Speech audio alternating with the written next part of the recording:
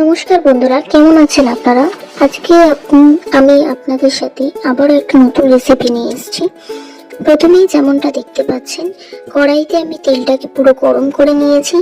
নিয়ে এরপরে আমি মাছগুলো একে একে ছেড়ে দিলাম।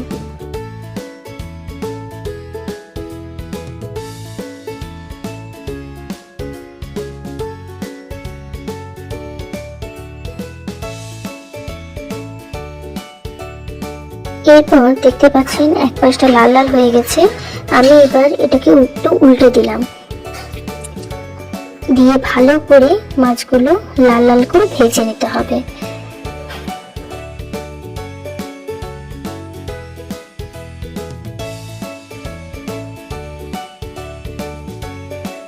মাছগুলো বেশ লাল লাল হয়ে গেছে, তাই আমি এবার এগুলোকে একটা পাত্রে তুলে নিচ্ছি।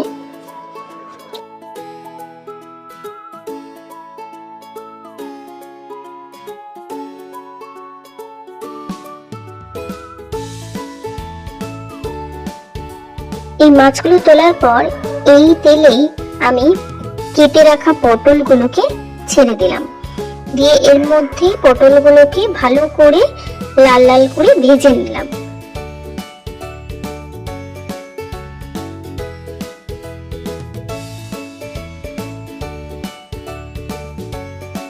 পটলগুলো বেশ ভাজা ভাজা হয়ে এসছে, তাই এগুলোকে একটা পাত্রে রেখে দিচ্ছি। আবার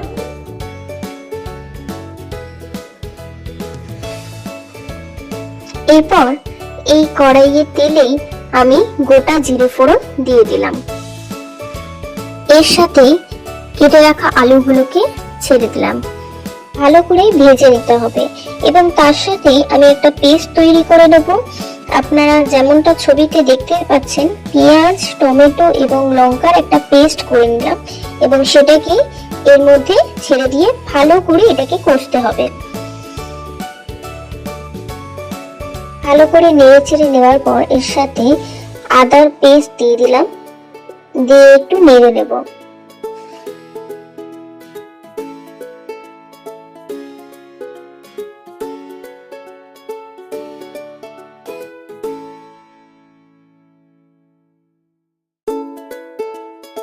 নেড়ে চেড়ে নেওয়ার পর এতে জিরে বাটা দিতে হবে। জিরে বাটাটা দিয়ে এর মধ্যে দিলাম হলুদ গুঁড়ো এবং সামান্য পরিমাণ মতো নুন, দিয়ে এটাকে ভালো করে কষতে হবে।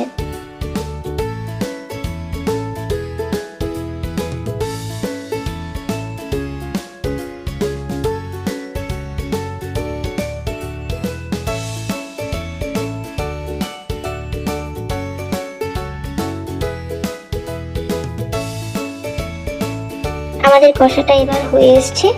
এবার একটু দেখবেন তেল ছাড়তেও শুরু করেছে, তাই এতে জল ঢেলে দিলাম।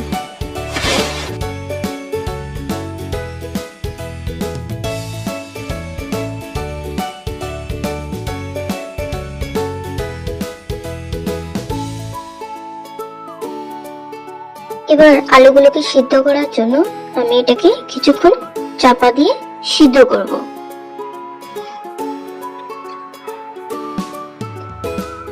আলুগুলো দেখতে পাচ্ছেন সিদ্ধ হয়ে গেছে, তাই আমি এবার এতে এক এক করে আমাদের ভাজা মাছ এবং পটলগুলোকে দিয়ে একটু চাপা দিয়ে রেখে দেব সিদ্ধ হওয়ার জন্য।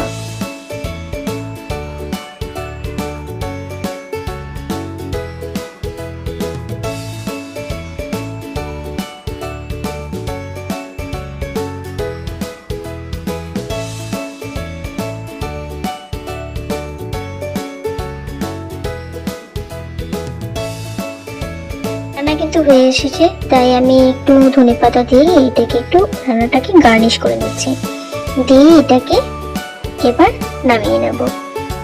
তো কেমন লাগলো বন্ধুরা আজকের এই রেসিপিটা? আমাদের অবশ্যই জানাতে ভুলো না এবং ভালো লাগলে লাইক, শেয়ার এন্ড কমেন্ট করতে ভুলো না।